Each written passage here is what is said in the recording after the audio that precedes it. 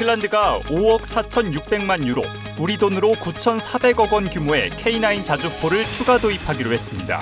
이로써 핀란드는 지난 2017년 1차 계약에 이어 이번 2차 계약을 통해 총 208문의 K9 자주포를 보유한 국가가 될 예정입니다. 서울역과 파주 도라산역 사이를 오가는 DMZ 평화 이음 열차가 6년 6개월 만에 운영을 재개했습니다. 임진강역을 지나 민통선 지역의 도라산역으로 이어지는 열차 여행을 즐길 수 있으며 열차에서 하차해 도라산역과 도라전망대, 통일촌 등 방문이 가능해졌습니다. 우리 군이 드론의 위협에 대응하기 위한 차세대 대드론 체계를 모색하는 자리를 마련했습니다. 미국과 폴란드, 호주 등 7개국 무관단과 방산업체에서도 참가해 지능형 대드론 체계 발표와 심도 있는 토의를 진행했습니다.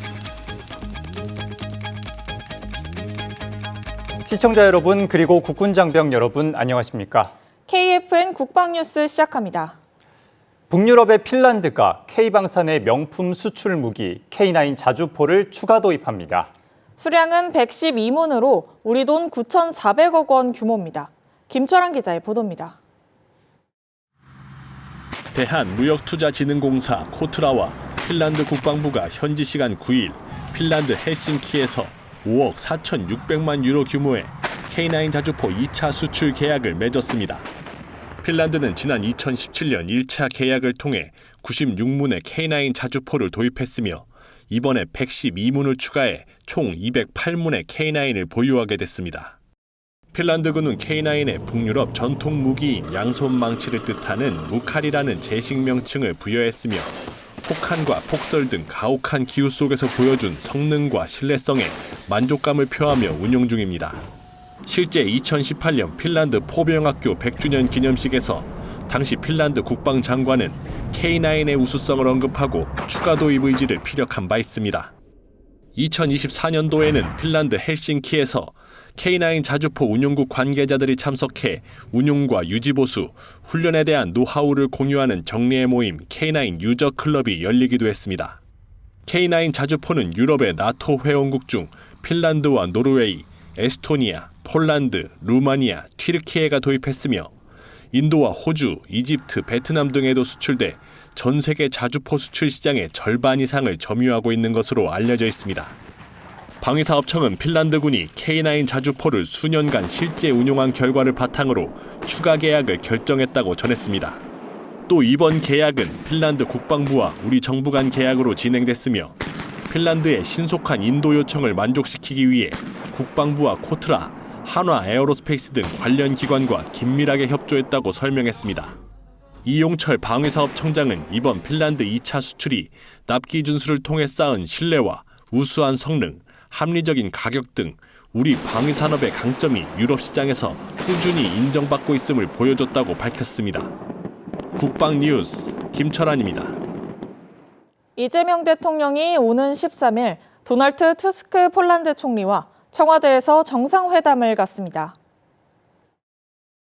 강유정 청와대 수석대변인은 10일 이 대통령의 초청으로 투스크 총리가 오는 12일부터 이틀 동안 방한해 정상회담을 갖고 공동 언론 발표와 공식 오찬 등 일정을 소화할 예정이라고 밝혔습니다. 강 수석 대변인은 양국 간 전략적 파트너십을 강화하기 위한 방안을 폭넓게 협의할 계획이라며 중동 전쟁 상황 등 글로벌 이슈 대응 방안에 대해서도 심도 있게 논의할 예정이라고 덧붙였습니다. 앞서 폴란드는 지난해 12월 국산 다연장 로켓 천무에 5조 6천억 원 규모 3차 수출 계약을 체결한 바 있습니다. 2000년 남북철도 연결 합의로 만들어진 도라산역으로 가는 정기 관광열차가 6년 6개월 만에 운영을 재개합니다. 통일부는 10일 경기도 파주시 도라산역에서 DMZ 평화이음 열차 개통을 기념하기 위해 도라산역 평화를 다시 잇다 행사를 개최했습니다. 행사에는 정동영 통일부 장관과 이두희 국방부 차관 등 남북관계 인사 및 초청 일반인 등 260여 명이 참석했습니다. DMZ 평화이음 열차는 DMZ를 넘어 남북을 평화로 연결하길 바라는 의미를 담아 열차 명칭을 선정했습니다. DMZ 평화이음 열차는 서울역과 운정역, 임진강역을 거쳐 도라산역 구간을 오가는 관광열차입니다. 임진강역을 넘어 민통선 지역의 도라산역으로 이어지는 열차 여행을 즐길 수 있는 것은 물론 도라산역과 도라전망대, 통일촌 등을 방문할 수 있습니다. 국방부가 우수 창업 아이템을 보유한 예비 창업 주역을 발굴하기 위한 국방 스타트업 챌린지 대회를 진행합니다. 국방부는 장병들의 혁신적인 아이디어가 전역 후 실제 창업으로 이어지도록 지원하기 위해 국방 창업 경진 대회인 국방 스타트업 챌린지를 매년 개최하고 있습니다. 올해 11회째를 맞은 국방 스타트업 챌린지는 현역 장병이면 누구나 팀을 구성해 참여할 수 있습니다. 오는 5월까지 6회 공군과 해병대, 군별로 치러지는 예선과 본선을 거쳐 100개 팀이 국방부 대회에 진출하게 됩니다.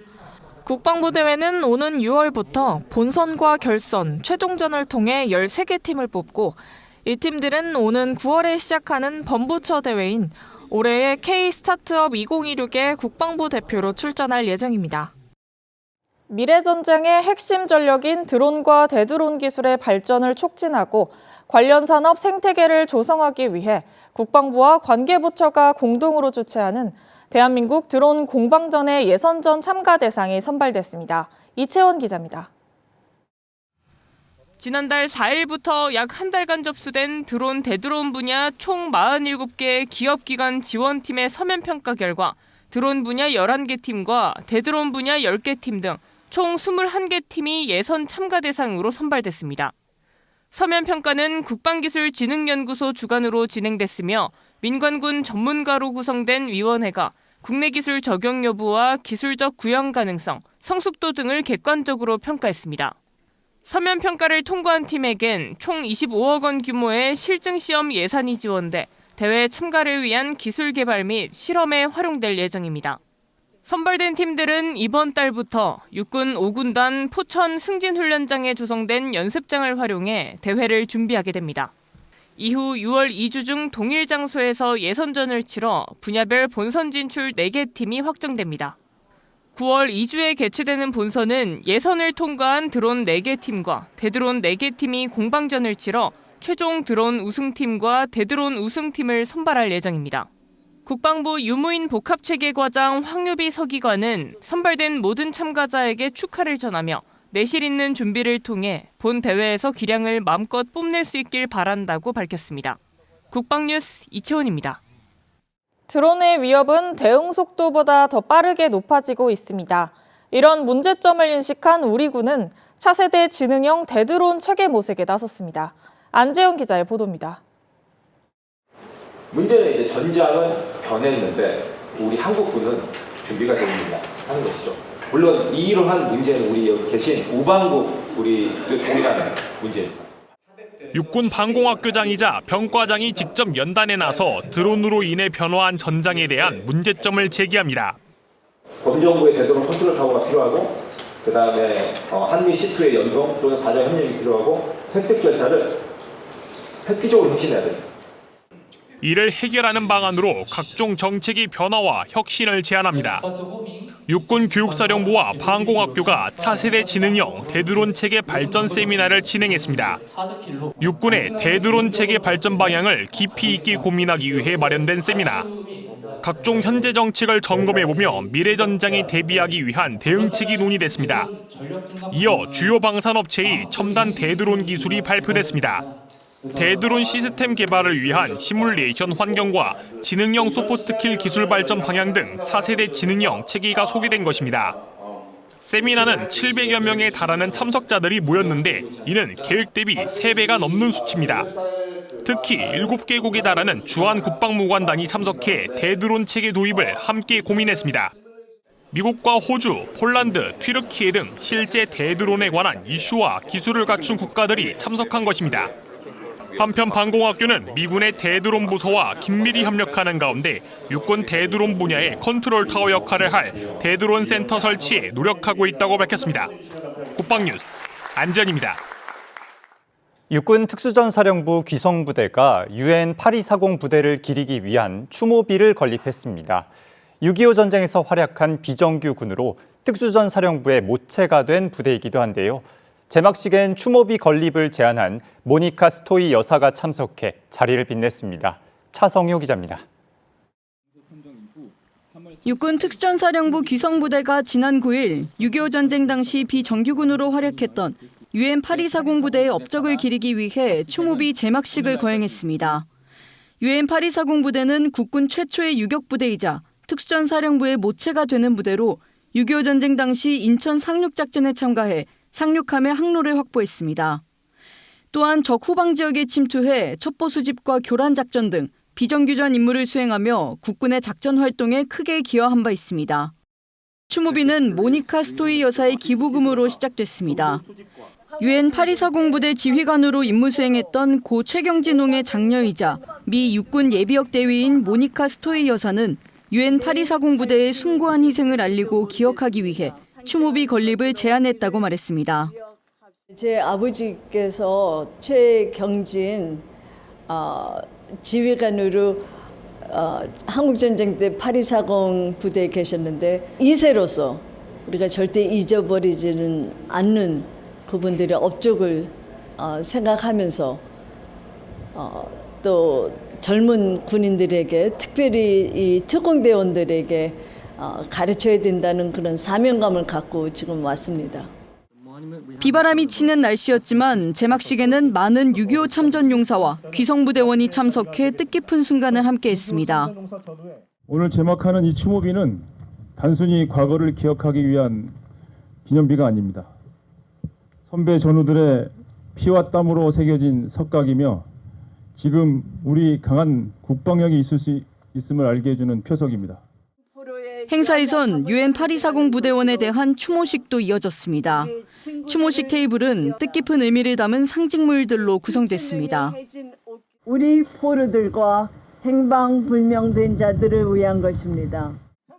행사 참석자들이 기념비를 덮고 있던 흰 천을 걷어내자 기념비가 마침내 모습을 드러냈습니다. 추모비에는 UN 8240 부대 소속 3만 2천여 명의 유격대원과 미 육군, UN 군사고문을 기리는 내용이 새겨져 있습니다. 특전대원들은 6.25 전쟁에서 큰 활약을 펼친 선배 전우들의 전투 의지를 잊지 않고 이어나갈 것을 다짐했습니다. 국가를 위해 희생하신 선배 전우님들에게 여우를 다룰 수 있어서 영광스럽습니다. 이번 제막식을 통해 특전대원들이 선배 전우님들의 특전 존시를 계승하고 국가와 국민에 헌신하는 국민의 군대로서 자부심을 가지는 계기가 되기를 바랍니다. 특전사령부는 오는 2028년까지 예하 전 공수특전여단에 UN 8240 부대 추모비를 설치해 특전 정신을 상기할 수 있는 상징물로 활용할 예정입니다. 대한민국을 위해 치열하게 싸웠던 그들의 희생은 이번 추모비 건립을 계기로 후세에까지 전해져 영원히 기억될 것입니다. 국방뉴스 차성유입니다. 제주도에서 전시 동원 계획의 실효성을 검증하는 충무훈련이 펼쳐졌습니다. 우리 해병대 구여단은 지역군 사령부로서 민관군경 소방의 협조 체계를 강화했는데요. 다음 달 화랑훈련도 앞둔 가운데 제주 지역 작전 대비 태세를 더 굳건히 하고 있습니다. 박인배 기자가 보도합니다. 민관군경 소방이 합동으로 테러 대응 작전에 나섭니다. 철저한 경계 속에 해병대가 폭발물을 안전하게 처리합니다. 폭발물 탐지를 실시하고 있습니다. 피해를 복구하며 성공적으로 마무리된 작전. 공공청사에 대한 테러 대비 훈련으로 이번 주 제주도 전역에서 진행된 충무훈련 중 하나입니다. 비상 대비에 관한 법률을 근거로 하는 충무훈련은 군과 지방자치단체, 병무청, 경찰, 소방 등이 참여해 전시 대비 계획의 실효성과 비상 상황에서의 동원 태세를 점검합니다. 이번 제주 지역 충무훈련엔 해병대 구여단 장병과 군무원 130여 명이 참가했습니다. 여단은 충무 계획에 기반한 전시 동원 계획을 검증하면서 민관 군경 소방의 유기적인 협조 체계를 강화했습니다. 특히 병력과 물자, 정보통신 동원 훈련 등을 함께 시행해 동원 대비 태세를 통합 점검했습니다. 이번 충무훈련은 전시 동원 계획의 실효성을 검증하고 제주 지역의 병력, 차량, 산업 등 통합된 동원 체계를 점검해보는 계기가 되었습니다. 유관기관과 유기적인 협조 체계를 지속 강화하여 빈틈없는 동원 대비 태세를 확립하겠습니다. 다음 달에는 합동참모본부 주관의 화랑훈련이 예정된 상황. 해병대 구여단은 제주도 안보를 총괄하는 지역군 사령부로서 작전 대비 태세를 더 굳건히 다지겠다고 밝혔습니다. 국방뉴스 박인배입니다. 방위사업청과 우주항공청이 민군 우주항공 사업 발전을 위한 업무 협약을 체결하고 부처 간 전략적 협력 체계 구축을 위한 세부 방안을 협의했습니다. 10일 방위사업청 대전청사에서 열린 협약에는 양 기관이 발사장 구축과 발사체 확보 및 활용, 저궤도 위성통신망 구축, 첨단 항공엔진 개발 등 분야에서 협력하는 내용이 포함됐습니다. 방사청은 이번 협약을 바탕으로 실무 협의체를 구성하는 등 다양한 분야에서의 협력을 본격화할 예정이며 대한민국 우주항공 5대 강국 도약에 기여하겠다고 밝혔습니다.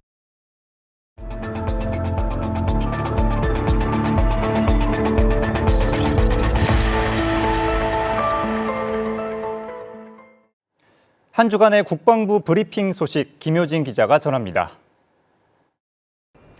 꽃샘 추위로 쌀쌀했던 이번 주 국방부 브리핑은 따뜻하고 특별한 소식으로 시작했습니다. 국방부는 스타벅스 코리아와 장병 복지 향상을 위한 업무 협약을 체결합니다. 지난해 진행했던 교고지 부대 음료 지원 프로그램에서 한 걸음 더 나아가 올해는 순직, 공상 군인 자녀 장학금과 장병 취업 지원까지 포함됐습니다.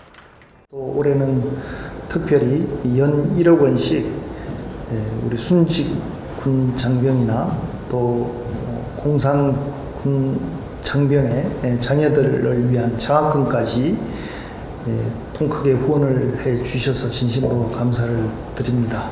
이런 부분들이 하나하나 모아져서 우리나라의 안보를 더욱 튼튼히 하는 그런 디딤돌이 되지 않나 생각을 합니다. 다음 날인 7일 안규배 국방부 장관은 공군 8 전투비행단을 찾아 지휘관들에게 커피 한 잔 같은 따뜻한 격려를 전했습니다. 안규배 국방부 장관은 공군 제8 전투비행단에서 대대장과 주요 지휘자를 대상으로 지휘 철학과 생명 존중을 주제로 특별 강연을 실시합니다. 장병들을 바라보는 안 장관의 눈에는 문민 장관의 깊은 지휘 철학이 담겨 있었는데 특히 본립도생, 기본이 바로 서야 나아갈 길이 생긴다는 점을 강조했습니다. 부대에서 또 대부분의 사건, 사고는 기본이 작동되지 않는 그런 원리에서부터 출발한다는 것을 항상 유념해 주시기 바랍니다. 정례 브리핑에서 언급된 안전사고 대응 기조와도 맥을 같이 합니다. 최근 잇따른 인적과실 추정 사고들에 국방부의 평가는 단호했습니다. 인적과실로 추정되는 사고들이 잇따라 발생하는 것에 대해서 군 당국에서는 이제 어떻게 그 배경을 평가하고 계신지 설명 부탁드립니다. 말씀하신 것 중에 아직 조사 중인 사안도 있는데 저희가 조사 결과가 나오면 필요한 조치를 해나갈 것이라고 말씀드리겠습니다. 강연 후 유류 저장 시설을 점검한 안 장관은 유류는 작전 지속 능력을 좌우하는 핵심 전투력임을 확인하며 빈틈없는 관리와 대비 태세를 강조했습니다. 북한은 지난 7일 미상의 발사체 발사를 시작으로 무력 시위를 이어가고 있습니다. 9일 브리핑에선 합참의 분석 상황이 집중적으로 다뤄졌습니다. 북한이 관영 매체를 통해 집속탄, 탄도미사일에서 집속탄을 투하하는 실험을 했고 여러 가지 탄소 섬유탄과 전자기 무기 관련한 시험도 진행을 했다라고 밝혔습니다. 합참에서 이에 대해 어떻게 분석을 하고 있는지 말씀해 주셨으면 합니다. 우리 군은 북한의 미사일 발사에 대해서 예의주시하고 있었으며 정확한 재원에 대해서는 한미가 정밀 분석 중에 있습니다. 7일 북한이 발사한 미사일에 대해 한미는 각각의 정보 자산을 통해 확인하였습니다. 한미는 다양한 정보 감시 정찰 자산을 상호 보완적으로 운용하고 있으며 긴밀한 공조를 통해 실시간으로 공유하고 있습니다. 우리 군은 굳건한 한미 연합방위 태세 하에 북한의 어떠한 도발에도 압도적으로 대응할 수 있는 능력과 태세를 유지하고 있습니다. 복지는 따뜻하게, 안보는 한치의 오차도 없는 본립도생의 국방. 이번 주 국방부 브리핑을 관통하는 핵심 키워드가 아닐까요? 지금까지 국방뉴스 김유진이었습니다.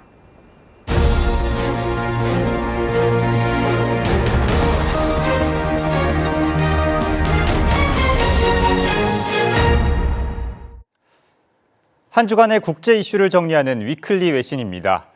호르무즈 해협을 통과하는 유조선에 통행료를 부과하는 이란에게 트럼프 미국 대통령이 경고성 메시지를 냈습니다.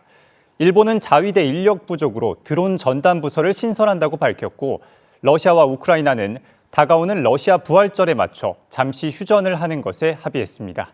자세한 소식 이민영 기자가 전해드립니다. 도널드 트럼프 미국 대통령이 이란에 경고성 메시지를 냈습니다.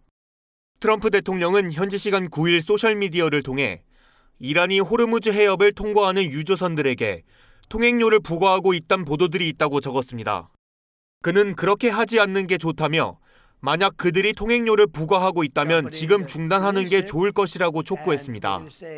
이러한 트럼프 대통령의 반응은 이란이 재차 호르무즈 해협에 대한 통제권을 강화하고 있는 점을 비판하면서 오는 11일 파키스탄 이슬라마바드에서 진행될 미국과 이란의 첫 회담을 앞두고 이란의 완전한 해협 개방을 압박하는 메시지로 풀이된다고 외신들은 전했습니다.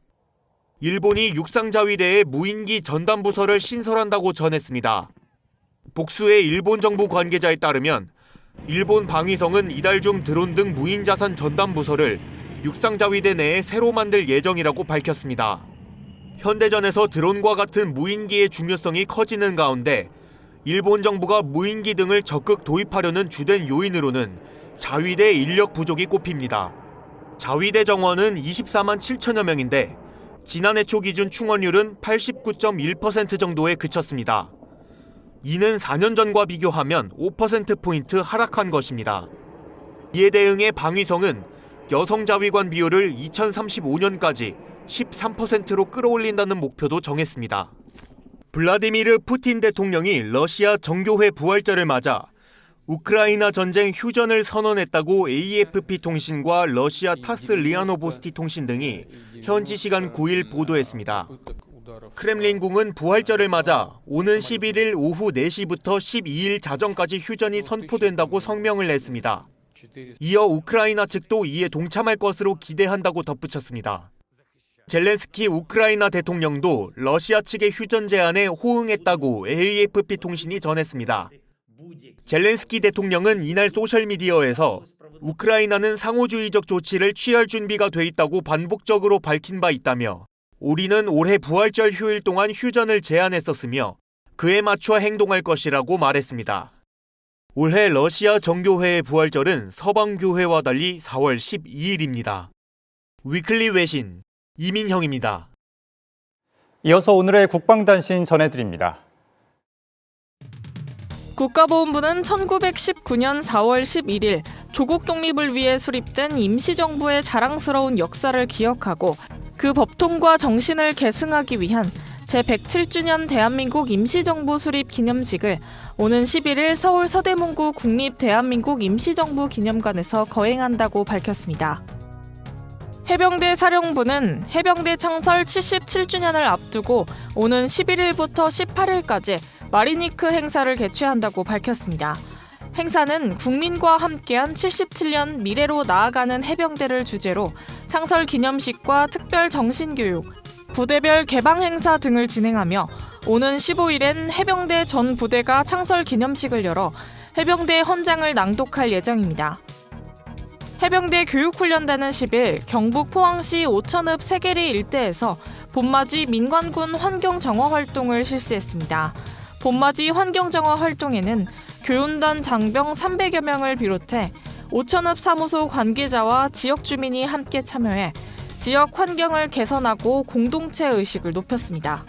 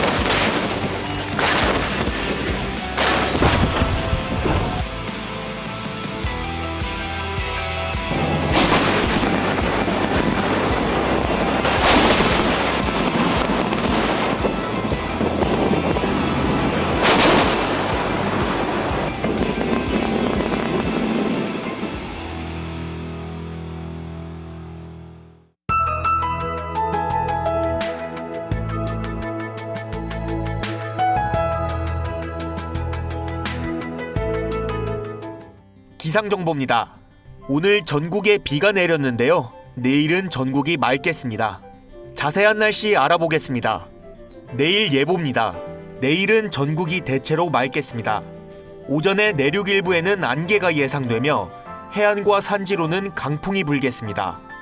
내일 아침 최저기온은 서울 7도, 강릉은 12도가 예상되며 한낮 최고기온은 서울 17도, 사천은 24도가 예상됩니다. 주간 기상 전망입니다. 주말간 대체로 맑은 날씨가 이어지겠습니다. 남부 지역은 일요일 야간부터 월요일까지 남쪽 기압골의 영향으로 비가 내리겠습니다. 이상 공군기상단 제공 기상정보였습니다. 이것으로 KFN 국방뉴스를 마칩니다. 시청해주신 여러분 고맙습니다.